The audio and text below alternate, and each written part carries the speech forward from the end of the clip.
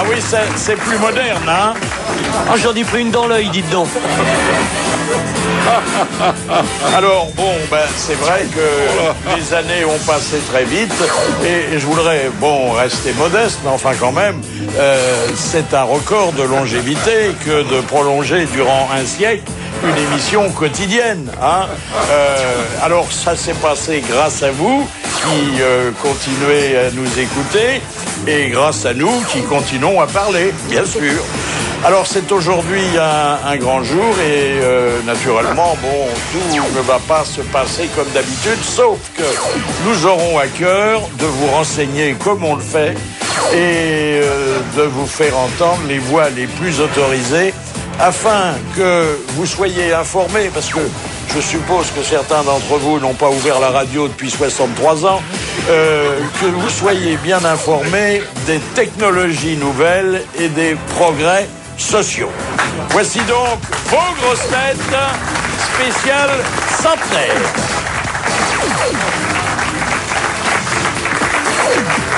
Comme on est tous encore plus vieux, on peut faire tout ce qu'on veut. Il occupe maintenant en permanence le plus grand théâtre de Paris qu'il a fait construire. Grâce aux produits de ses hold-up en province, c'est Bernard Mabille. Bonjour. Elle est arrière-grand-mère, mais n'a pas cessé pour autant, le soir venu et sous la couette, de commencer à faire des enfants qui n'ont aucune chance d'être terminés. Princesse Erika. Bonjour. Bien que son compteur personnel affiche 118 ans, il est toujours le Benjamin de notre équipe, car nous nous méfions des nonagénaires aux fausses dents longues qui voudraient prendre notre place. C'est Vincent Perrault. Et bonjour à tous. 118 ans. 118.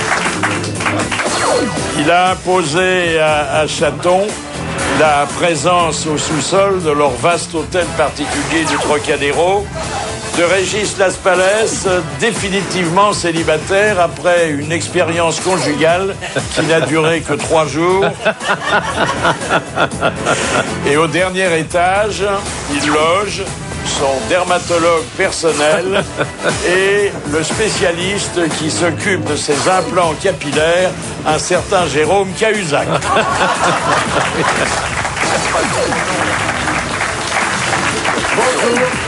Et puis, il est plus que jamais le doyen d'élection des grosses têtes.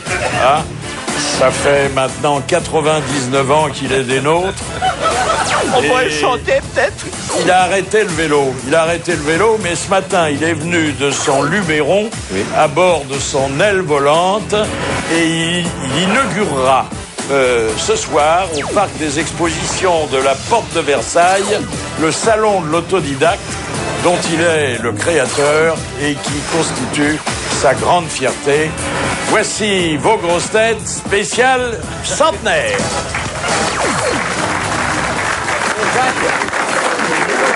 Alors, je voudrais vous féliciter sur votre bonne mine. Hein. Ah oui. Surtout la mienne. Ah. Oui. Vous avez vu, on tient la forme quand même. C'est quand même les programmes. Non, mais un peu éclairci quand même. Hein. Vous savez, j'avais qu'une peur à la veille de cet anniversaire mémorable, c'est qu'il y en ait un qui s'en aille dans la nuit. Non, mais c'est vrai que Balutin a arrêté le vélo, vous le disiez, parce qu'il était un peu pompé, mais mais c'est tout. Hein. Non, mais en plus c'est pas vrai, Philippe. J'ai pas arrêté, j'ai fait mettre des stabilisateurs. Ah oui. J'ai fait remettre des stabilisateurs. Et tous les jours, je fais mes 800 mètres. Des petits trous. Ça conserve le PO, hein. Ben ouais. C'est ce que t'as fait quand t'étais enfant. Hein, de l'eau, parce il y a que c'est longtemps. d'olive. Alors, qu'est-ce qui va se passer aujourd'hui? On n'en sait rien, parce que c'est la première fois qu'on fête le centenaire. Hein. Ah ouais. Bon, il faut voir. Et puis, est-ce que vous n'allez pas fatiguer pour certains? Est-ce que vous vous êtes mis dans votre nouvelle peau? Parce que la dernière fois qu'on s'est vu, c'était le 10 avril 2013. 2013. 2013, oui. Vous vous rendez compte, c'est pas d'hier. C'est pas hier, hein. Ah ouais. Ah oui. Et les 63 dernières années d'une vie sont pas les plus faciles. Hein. Bon, alors je vais vous mettre quand même un petit peu au courant, surtout si vous n'avez pas écouté la radio depuis 63 ans, de l'état du monde. Bon, enfin, les choses dont nous parlions à l'accoutumée, qui nous intéressent. Par exemple, au Royaume-Uni, Elisabeth II, mémère, a dévissé depuis longtemps. C'est Kate première qui a pris la place parce que son mari, le roi William XIV, est décédé à la suite d'un étouffement par une panse de brebis farcie ingurgitée lors d'un voyage officiel en Écosse. Ah oui, Voilà. le huggish. Ensuite, qu'est-ce qui s'est passé? Eh bien, Poutine et Medvedev continuent à se repasser le Kremlin tous les 8 ans.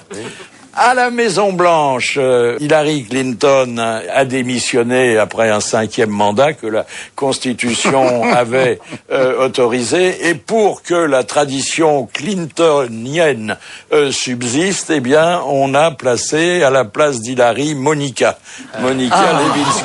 Voilà.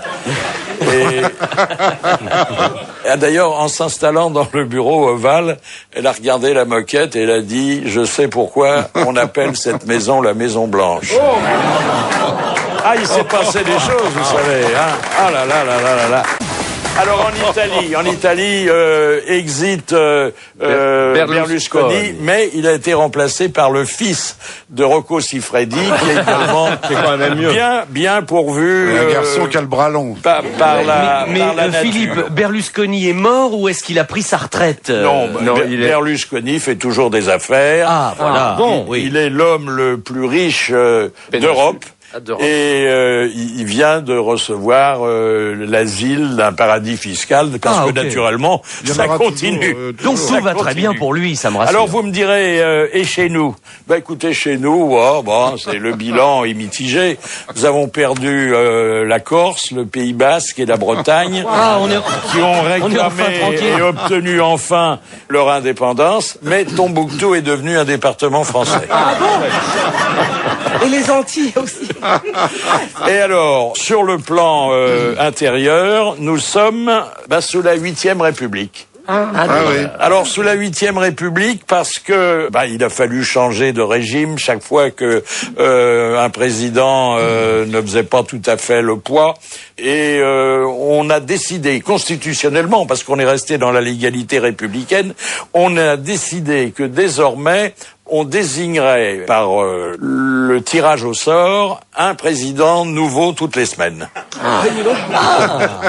C'est-à-dire qu'il n'aura pas le temps de faire des bêtises, puisque au bout d'une semaine, on le reverra. Alors bon, ça oblige à changer les draps toutes les semaines, mais enfin bon, on a voté un budget spécial. Et alors, tenez-vous bien, par le plus grand des hasards, le président actuel de la République française est l'un des nôtres. C'est Pierre Bellemare qui a été désigné comme président et qui va nous répondre à l'instant de son bureau de l'Élysée.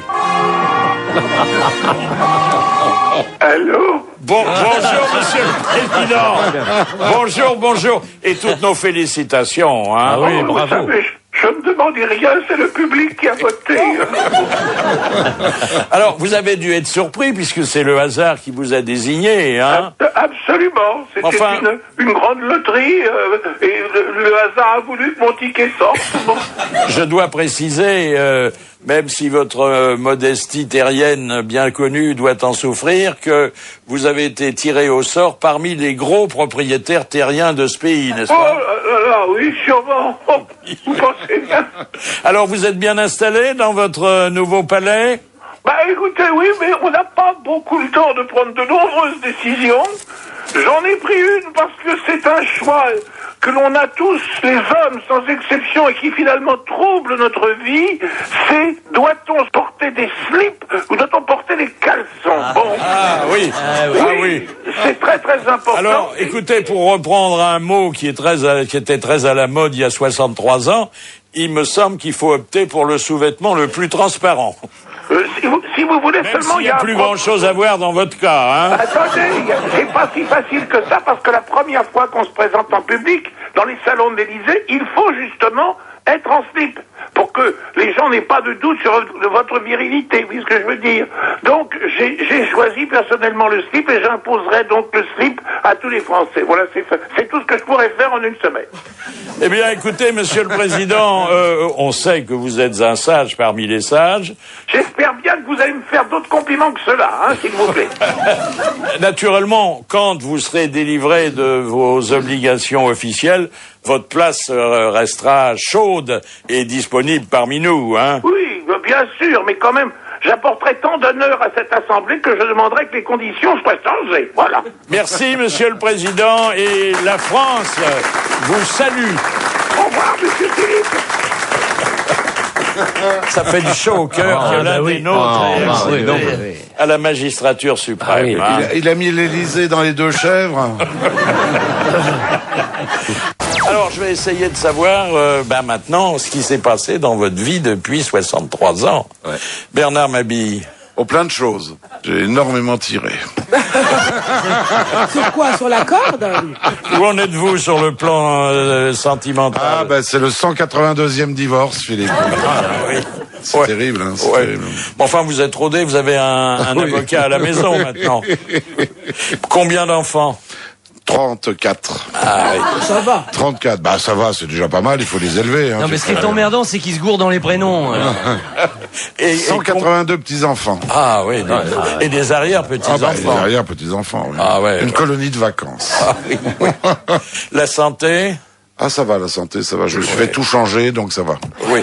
J'ai un sexe en titane. J'ai été le premier greffé du sexe en titane. Ah ouais. Et ça marche. Sans blague. Est-ce que ça rouille, non? Ah, bah non, le Ah non, titane, c'est non, oui. le titane. Ah, oui, le titane. titane, Ah oui, oui. titane, c'est inoxydable. C'est façon pompe à vélo, vous voyez, vous hop, et ça se lève. Oui.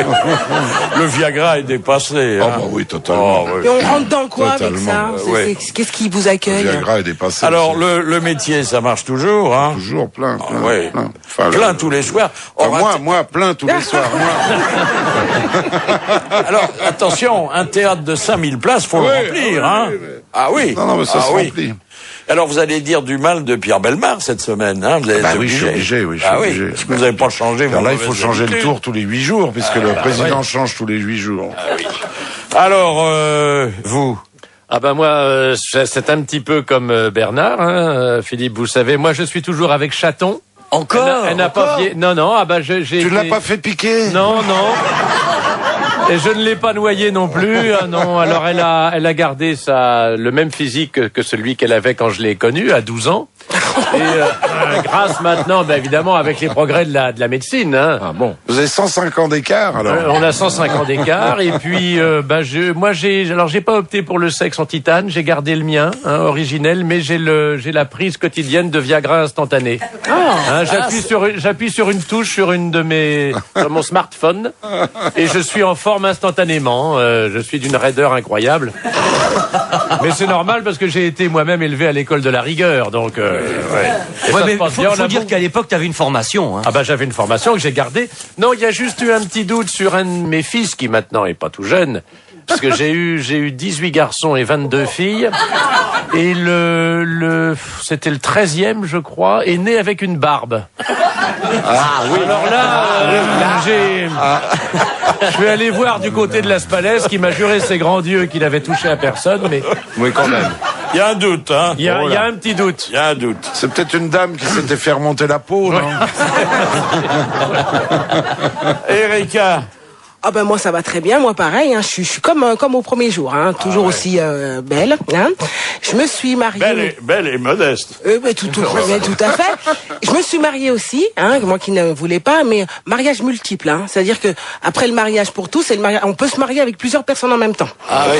Alors évidemment, moi ça m'a coûté des pensions alimentaires parce que c'est moi qui gagne l'argent, hein, les mecs. La condition masculine a complètement changé, les filles sont au pouvoir. Alors, vous êtes marié avec combien d'hommes? Ben là pour l'instant 4, mais il me fatigue. 4 à la fois fois, ça va. Hein, c'est un peu genre la polyandrie. T'arrives encore à t'asseoir? Oh, mais non, il passe par devant. Non, mais voilà, ils sont polis. Hein, ils sont... C'est gangbang toutes les nuits. Exactement. Oui, mais enfin, attendez, comme on connaît votre tempérament, on peut se demander si 4 c'est suffisant. Hein. Ah ben non, mais je les change. Là, oui. c'est pour l'instant. Vous voyez, oui. c'est 4. Et vos enfants ont bien réussi dans la vie? Mon petit-fils est Ballon d'Or. Hein. Mon petit-fils est Ballon d'Or. Et mon autre, j'ai plein de petits-enfants évidemment. Et il y en a un qui va devenir président de l'Afrique. Parce que vous savez, c'est des présidences maintenant. Hein, voilà. Donc voilà, je suis très très fière de mes enfants. Et puis, j'ai effectué mon premier concert en plein air. Mais en plein air, c'est-à-dire 3000 mètres d'altitude. Hein. Ah oui. Et puis avec, tout le monde a des masques pour respirer, etc. Non, je suis très très contente de moi. Je crois que c'était à bord d'un dirigeable qui avait été confectionné avec un énorme préservatif gonflable. Parce que il y avait un sponsor qui était là derrière. Hein. C'était un don de Strauss-Kahn. Ouais. Non, mais enfin, ma vie va très bien. Je suis assez contente de moi. Elle a l'air épanouie, hein, regardez-la. Et puis je me suis tout fait changer. Hein. Moi, j'ai des seins mais bioniques, c'est-à-dire que ils peuvent changer de forme comme je. Ça dépend de la main qui les prend. Vous voyez, ils s'adaptent à la main. Ils sont vachement bien. Avant, quand ils étaient mous, on pouvait aussi leur donner la forme qu'on souhaitait. Ils ont jamais été mous, mais ça. Enfin. Mais avouez que le mot bionique est intéressant parce que dans bionique, il y a quand même bio. Hein. Ah, il y a bio, oui. Oui. Et alors, qu'est-ce qui est d'origine pour faire court? Oh plus rien. De toute façon, ça n'intéresse plus personne l'original. Ce qui intéresse les gens, c'est vraiment tous ces changements. Quoi. La chirurgie a fait des progrès mais énormes. Et dès qu'il y a un nouveau truc qui sort, c'est pour moi. Hop, j'ai tout, mais vraiment. Et puis à la pointe du son. Hein. Et on m'a dit que vous aviez changé l'utérus pour lutter chinois, non? Est-ce que vous chantez? Ça a évolué, hein? Ah moi je ne chante plus. Hein. J'ai une espèce de vocodeur, vous savez. C'est-à-dire que moi, j'ai toujours ma jolie voix, mais j'ai plus envie de chanter. Donc j'appuie sur un petit bouton et la chanson que je veux chante pour moi. Non, mais c'est génial. Et je vends. Mais tu l'as enregistré avant.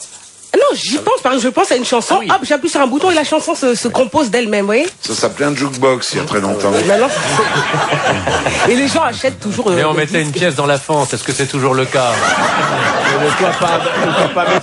C'est incroyable. Vous n'avez pas changé par contre. C'est toujours pareil. Vincent. Écoutez, alors, contrairement à tous mes petits camarades qui eux ont fait des enfants, des tripotés, ils sont tous grand-père, arrière-grand-père. Je ne suis toujours pas marié, je n'ai toujours pas d'enfant, figurez-vous. Non, j'y arrive toujours pas à trouver la fente. Il y a vraiment un problème. Mais en revanche, je m'intéresse de plus en plus à la Lune, parce que moi, vous me connaissez, dès que je peux pénétrer un astre, je ne me gêne pas. Et alors, Philippe, comme j'ai un peu rajeuni en vieillissant, grâce à toutes ces techniques, je me suis remis dans les records de vitesse. Parce qu'avant, j'avais des voitures fusées un peu avant tout le monde, et c'est redevenu super à la mode, super tendance. Attendez, vous parlez de la Lune, c'est devenu ringard. Mais la Lune, il y a longtemps qu'elle est colonisée. Si je me souviens bien, il y a une trentaine d'années, j'ai ouvert le premier bureau RTL sur la Lune pour faire les premières... certains d'entre vous y étaient, vous étiez venus, on avait fait un charter spécial, ça avait été très bien. Et là, maintenant, je suis sur Vénus. Oui. Ça m'étonne pas de vous. Forcément. Vous n'êtes pas prêt d'en descendre. Hein. Non, je suis très bien sur ce mont-là. Et je vous fais un Paris-Vénus en 4 minutes 50, à peu près. Ce qui fait que j'ai pas le temps de m'occuper de femmes, d'enfants et de choses comme ça. Et puis quand tu vois une fille, tu vas dans Saturne.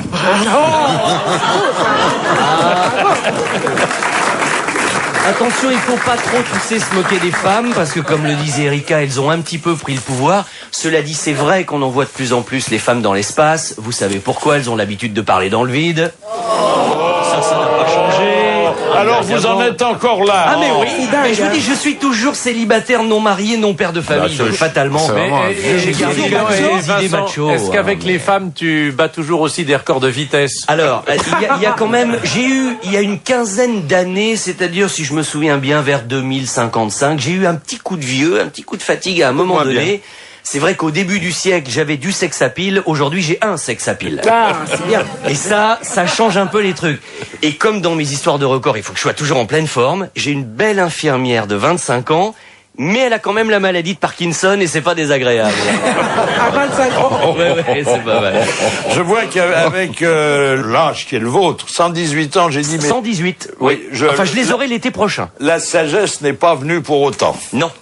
Et puis, Jacques Balutin, alors, le doyen d'élection, hein. Oui, alors moi, j'ai ouvert une maison de retraite pour vieux comédiens en Provence. Ça s'appelle les vieux niqueurs.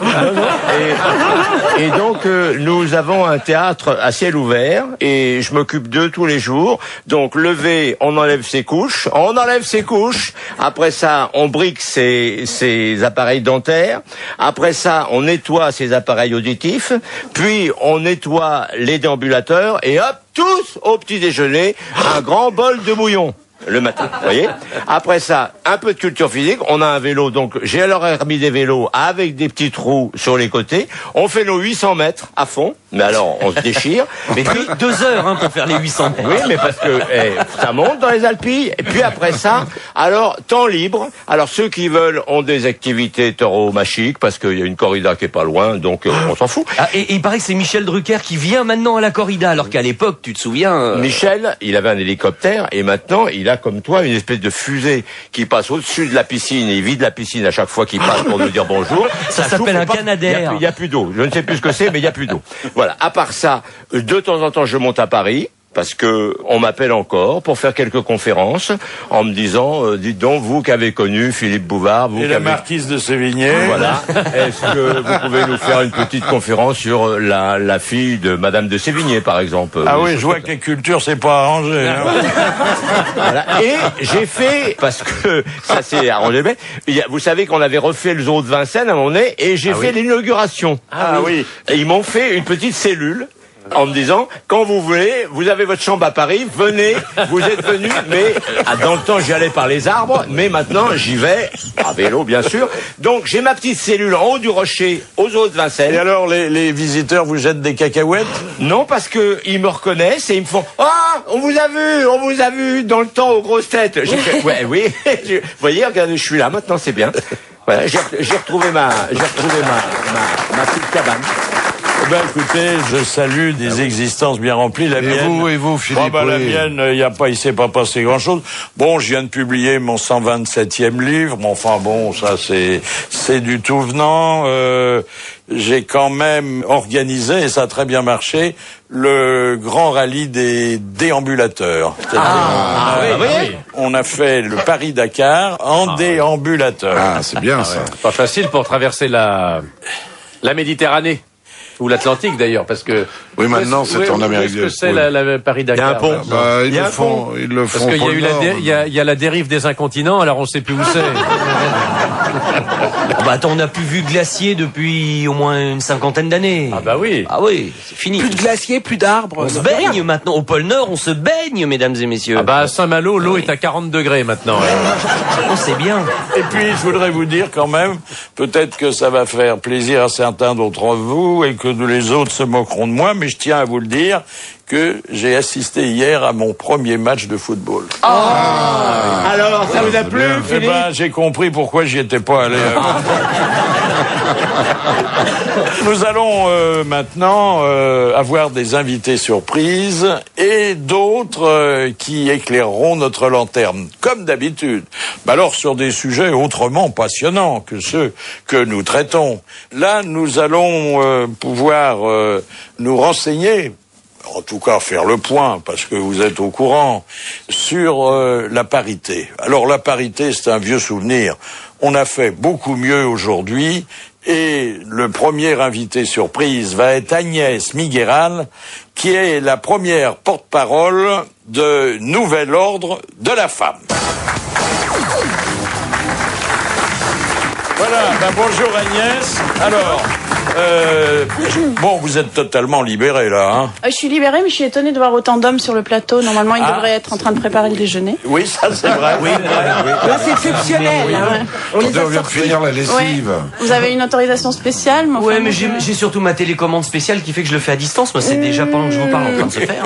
Non, mais vous avez raison de souligner que la proportion de femmes n'est pas plus importante aujourd'hui que, voilà, 63 ans. Mais il faut dire que vous avez accédé à toutes les postes de responsabilité et que, bon, vous n'avez plus le temps de vous livrer à la gaudriole, hein? Non, et puis Est-ce que vraiment la femme aujourd'hui a dépassé l'homme? Ah bah complètement. on ne fait pas seulement que commander l'homme, d'ailleurs, on le télécommande. Oui. Voilà, donc c'est pour ça que j'ai ma télécommande. Vous êtes marié? Non, je suis pas mariée. Non. Non. Non. Non, Non, quand on connaît les hommes, hein, on les bon. Voilà. Alors, quelles sont maintenant les supériorités que dans la vie quotidienne et professionnelle vous avez sur la jante masculine? Bah, c'est surtout en amour, effectivement. Enfin, dans les relations amoureuses, ce qu'il faut savoir, c'est que vous le savez, et comme Monsieur Perrault est un petit peu embêté depuis quelques années, c'est que l'homme n'a plus le droit de draguer, il n'a plus l'initiative dans la relation amoureuse. Voilà. Donc, pourquoi il n'a plus le droit de draguer? Parce que c'est la femme qui prend l'initiative. C'est la femme qui prend l'initiative. Ah, donc il y a vraiment, il y a eu tout un projet de loi anti-drague. C'est le quart d'heure américain tous les jours. Ah mais je peux vous dire que je sais maintenant ce que c'est que de se faire tripoter, de se faire mettre la main au cul dans les transports. Voilà. Je sais ce qu'elles ont vécu au début du siècle. C'est pas la main au cul. Et puis de se faire siffler. Mais il est très connu de nos services de police. Monsieur Perrault. Oui, ça C'est un délinquant. Je suis obligé de me tenir à carreau maintenant. C'est pour ça que je passe la plupart de mon temps sur Vénus. Au moins là-bas, je suis vachement plus tranquille. Dans la famille, enfin si tant est qu'on se marie encore, hein.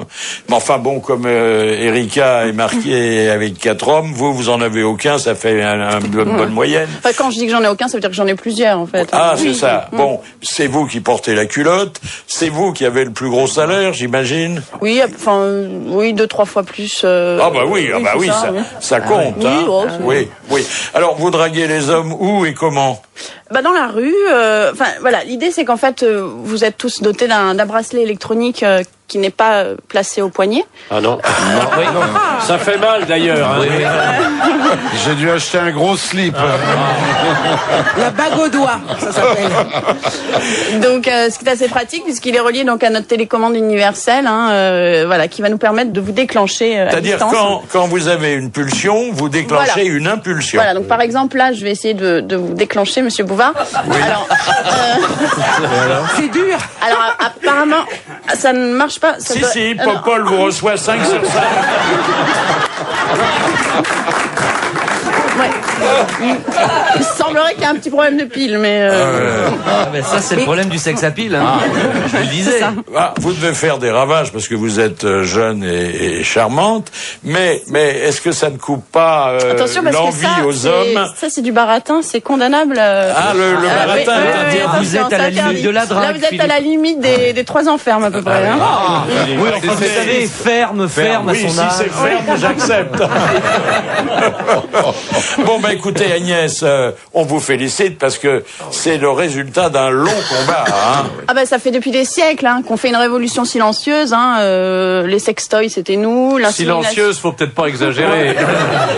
Non, maintenant on ouvre la bouche, maintenant, on en a marre. Les sextoys ont disparu? Ah non, je parlais des sextoys parce que c'est vrai que c'est nous qui les avons inventés en fait. Oui, hein, oui. Réclamés, voilà. L'insémination artificielle, c'est nous. Picard, c'est nous aussi, quelque part. Ça nous a Avec permis de gagner Céline du Dion temps. est toujours votre égérie? Céline Dion? Oui, elle Ah est non, toujours- c'est Chantal là-dessous. Merci, alors les temps ont merci changé. Agnès et bravo.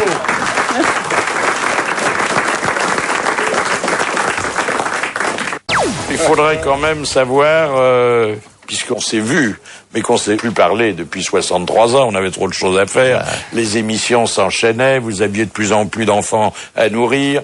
Quel a été, durant ces 63 ans, votre pire et votre meilleur souvenir? Moi, c'est le pire, c'est quand j'ai divorcé pour la 27e fois. Ça s'est très mal passé parce que ils m'ont ramené encore, c'était encore pas la bonne. Je suis marqué, moi. À chaque fois que j'arrive au palais de justice, on me fait une gonzesse, je fais mais c'est pas la mienne, celle-là. Donc ça a été un très mauvais souvenir. Mon meilleur souvenir de tout ce c'est quand ils ont inventé les boules de pétanque rondes. Parce que quand j'ai commencé, elles étaient carrées et croyez-moi, c'était très chiant pour jouer. Et un beau jour, ils se sont aperçus qu'on pouvait les faire rondes et on a fait des boules de pétanque rondes et depuis, je dois dire que ça marche beaucoup mieux quand Ça même. roule davantage, hein? Sûrement, c'est beaucoup mieux. Bah écoutez, moi c'est à peu près pareil que Jacques. Enfin, mon meilleur souvenir, c'est évidemment quand mon petit-fils a été sacré Ballon d'Or. Ça c'était, j'étais tellement fière et tout. J'ai reçu des décorations et tout grâce à lui. Et mon pire souvenir, c'est aussi mes pensions alimentaires que je continue de payer à mes ex-maris. Je veux dire, ça, je trouve qu'il faudrait faire une loi pour ça. pour que une fois qu'on est divorcé, on n'a pas de payer une pension Oui, alimentaire. en plus. C'est dépassé, ça. La- C'est dépassé. Non, ça. mais attendez. Mais ça reste quand même. Le Bon, bah, drame c'est normal. d'Erika, hein, moi, je le pressens, c'est que ces hommes qui ne lui servent plus à rien et qu'elle s'est obligée de utiliser. nourrir, ils vivent de plus en plus longtemps. Mais c'est ça le problème. Et on n'a toujours pas le droit de les assassiner quand même. Hein. Donc, Ils vivent à ses crochets. Tu les balances dans l'escalier, tu pousses le fauteuil roulant. ils sont toujours assez vaillants. Hein. Ils sont quand même debout. Vous n'avez aucune obligation familiale. Ah non, je suis toujours tranquille de ce côté-là. ouais, Donc, ouais, non, comme la l'air. vie est belle. Et la liberté, en plus, on a une liberté Il n'y a de pas eu mouvement bien plus de facile. demande de reconnaissance de paternité Alors, avec si, test si. ADN. Mais j'ai toujours réussi à bien prouver que je n'étais absolument pas le coupable. Mais si, il y a même eu une période où ça n'arrêtait pas. Chaque semaine, c'était, ça sonnait à la porte avec une gonzesse, un bébé dans les bras. Non, j'ai toujours réussi à bien prouver que c'était pas moi. Je n'étais pas le coupable. C'est souvent, enfin, ça a rejailli pas mal sur Philippe Chevalier parce qu'il essayait de me refiler le bébé de temps en temps. Il en avait tellement, il savait plus quoi en faire. C'est beau comme mentalité, ça, Philippe. Non, mais moi, je suis tout... Non, pas du tout, parce que moi, je suis t'as toujours essayé, avec non, la mais même. c'était peut-être Oui, un le 1er barbu, il a avril, essayé de mais- te le refiler. Je me T'as rappelle très essayé bien. de me faire le coup quand même. Mais alors, mon meilleur souvenir, parce que j'ai eu des activités culturelles, je dis bien culturelles, j'ai été à l'origine de la recrionisation Ah oui. de Salvador Dali et de Walt Disney, qui, vous avait savez, à été l'époque, cryogénisé. avait Oui. été cryogénisé en attendant qu'on les Et alors, ressuscite. on les a pas ressuscités pour autant. Alors, ça vient. Il vient. commence à revenir à la vie. Commence à léger. Et je pense que d'ici une trentaine d'années, Dali va revivre grâce à l'action que je mène depuis une vingtaine d'années. Et je suis quand même assez fier de ça. Pense à Bob Marley, hein, n'oublie pas, hein, je te ma Ah oui, demande. ça, Hein. c'est bien. C'est bien, hein, oui. C'est Amanda Lear qui va être contente. Ah bah oui, elle a ressorti son petit pinceau. Moi, mon pire souvenir, c'est quand, pour mes 102 ans, ma jeune épouse m'a offert du Viagra en pommade. J'ai eu la main tendue pendant 3 jours. Mon meilleur souvenir, c'est hier, c'est quand vous m'avez appelé, Philippe, pour refaire cette émission. Oh, bravo. Au bout de 37 vrai que ans. Oh non, bon attendez, vous veniez quand vous vouliez, Bah, mais, non, mais- vous êtes tellement occupé, le public vous demande partout. En plus, c'est devenu une grande vedette de cinéma, puisqu'aujourd'hui, tous les ministres étant homo, au moins sur l'écran, et comme c'est sa double spécialité, il n'arrête pas de tourner, hein. Je tourne le dos, oui. Ah ben moi, ma meilleure surprise, c'est quand j'ai gagné à l'euro-million, à l'âge de 100 ans, Ah, dis donc. en 2056. Ah ouais. Alors là... Combien? Ah ben j'ai gagné 72 millions Oui. d'euros. Pas de quoi aller dans un paradis fiscal, c'est pas assez. Non, ben je reste en France, de toute façon, hein, c'est pas imposable. Mais on t'a pas proposé de devenir ministre du budget par hasard? Non, non. Alors, je dois vous dire quand même, puisqu'on aborde la situation fiscale en France aujourd'hui, que ça a beaucoup changé et on est allé, comme tous les gouvernants le souhaitent, dans le sens de la simplification, puisque aujourd'hui, les salaires ne sont plus versés à ceux qui travaillent, mais directement au trésor public, qui c'est vrai. qui nous redistribue. un après. peu d'argent de poche, mais pas trop. Et on est arrivé à juguler cette fameuse crise économique et cet endettement public grâce à une idée de Jacques Balutin. C'est-à-dire que on s'est inspiré de son comportement qui lui a permis de devenir un des principaux propriétaires immobiliers de Paris et on a demandé à tous les citoyens de sauter un repas. Voilà. C'est-à-dire qu'on ne déjeune plus en France, mais on verse directement au trésor public ce qu'on aurait dépensé au restaurant ou chez soi. Nous allons maintenant faire éclairer notre lanterne par un ingénieur agronome sur quelque chose qui est peut-être de nature à régler le douloureux problème de la faim dans le monde. Allô, Nico Samberos? Oui, bonjour Philippe, bonjour à tous. Bonjour. Alors, bon, ingénieur agronome, donc spécialisé, j'imagine, dans l'agroalimentaire. Absolument, tout à fait, oui. Bon. Et alors, animateur d'une association. Voilà, j'ai créé l'association Touche pas à ma pizza. Qui est donc une association dont le but est d'éradiquer la famine dans le monde. Hein. Alors, la pizza que vous avez mis au point dans vos laboratoires est à la fois particulière et prometteuse, hein. Absolument, voilà, c'est actuellement la technique la plus avancée dans le domaine des OGM, hein, puisqu'il s'agit d'une pizza régénérante qui se régénère donc pendant la nuit après l'avoir mangée. C'est-à-dire on la mange, on met une olive, c'est ce qui reste quoi, dans le réfrigérateur et le lendemain la pizza est de nouveau intacte. Alors pas tout à fait, c'est-à-dire qu'on récupère cette olive effectivement qu'on a mangée, on récupère le noyau de l'olive, on le plante dans un pot avec de la terre et le lendemain la pizza a repoussé un peu comme sur un arbre si vous voulez. Ah ouais. Mais dites-moi Une graine monsieur, de pizza. est-ce que pour votre pizza dite présidentielle vous utilisez toujours du fromage de Hollande? Oui absolument, du gouda, absolument du gouda. Ça, c'est pour les pizzas royales. Alors bon, c'est une bonne nouvelle pour tous ceux qui ont faim. C'est une mauvaise nouvelle pour les fabricants de pizza parce qu'ils en vendent une et puis après ils ne revoient plus le client. Non, alors c'est-à-dire que les pizzas traditionnelles se vendent toujours. Notre but est de fournir au plus grand nombre cette pizza régénérante, mais seulement nous la fournissons cette pizza. Ah oui, vous avez l'exclusivité. Oui. Absolument. Oui, Pas con. Bah oui, mais ça dit c'est à but non lucratif. Quel travail ça a été sûrement pour concevoir un plat aussi miraculeux, hein. Bien sûr.